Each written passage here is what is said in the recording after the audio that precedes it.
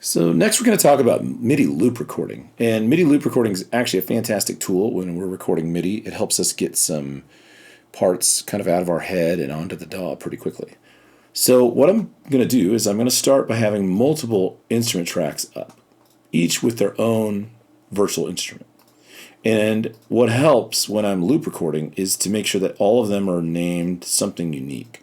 So each one of these is named after the sound patch that's inside of their vacuum. So you can see this is the red snapper, so this track's called Snapper. This is called Laughing, so I called this track Giggles. And I just double click on the nameplate and title it.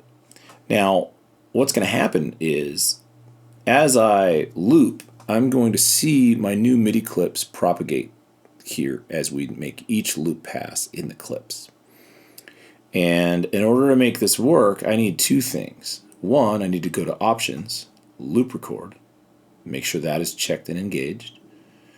And two, I actually need to select my loop region area. And to do so, we have to make sure we are in grid mode. We need to make sure that we have the selector tool and that our main counter is set to bars and beats.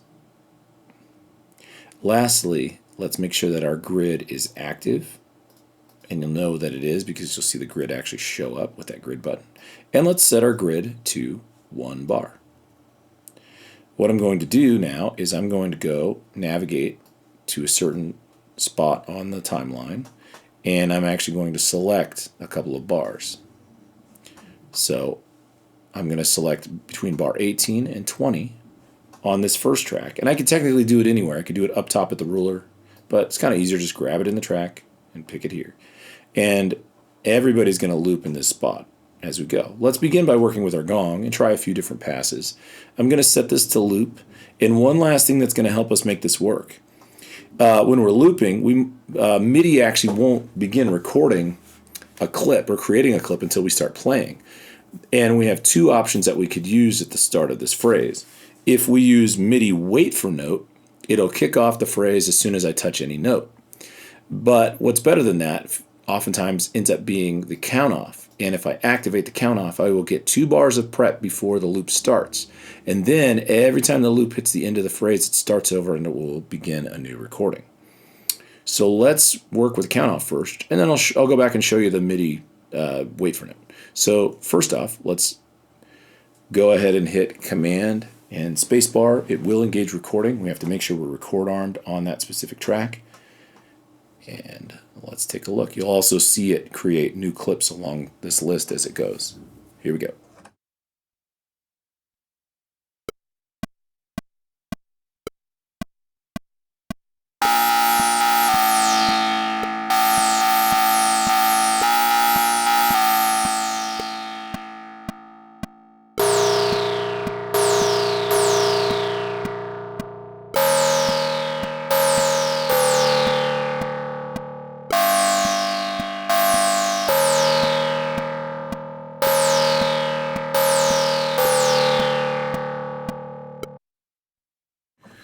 Now you should have noticed that we got a whole new list of gongs from those passes. If we drag and drop them in, you'll see them.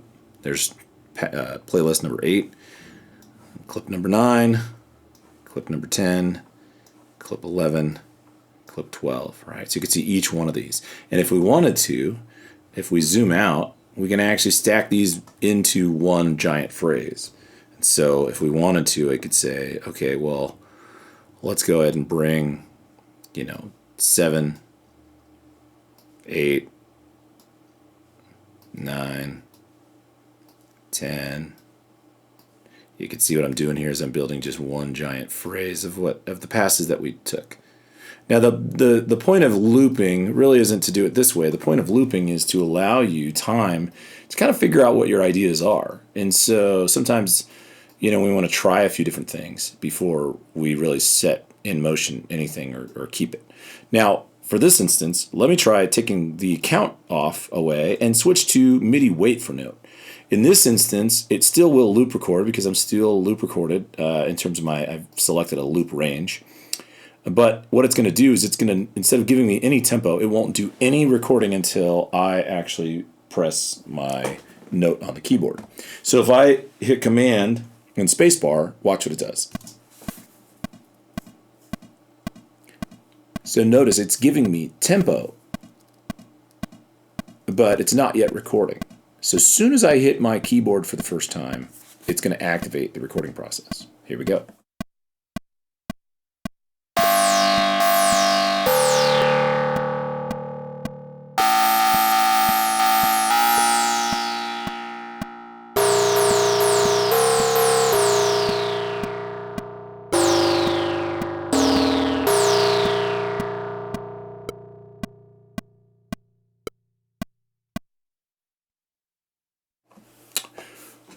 All right, so now we've got the MIDI loop recording process going here, but I think even the more exciting piece is if we now take this and MIDI loop cycling between our instruments, watch what happens. Now I'm going to switch back to the count off, and I'm going to zoom in a little bit more over here so that you can focus on what's happening on this part of the screen. In order to engage this effectively, I need to toggle between my tracks by hitting the record enable button on each one. So I'm still in my selection here. I'm going to get an initial count off, but what you'll see is I have to toggle between these in order to make these work. And here we go.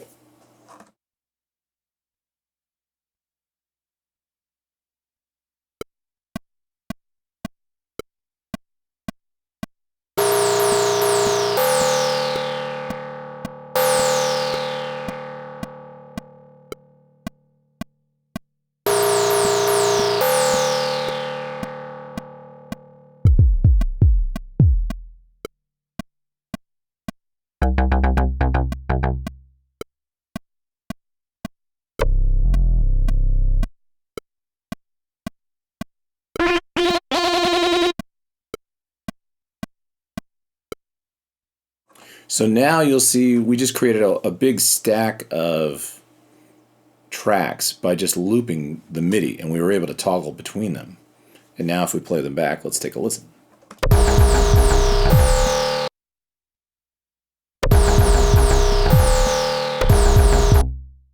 And we can solo these and take a listen as well.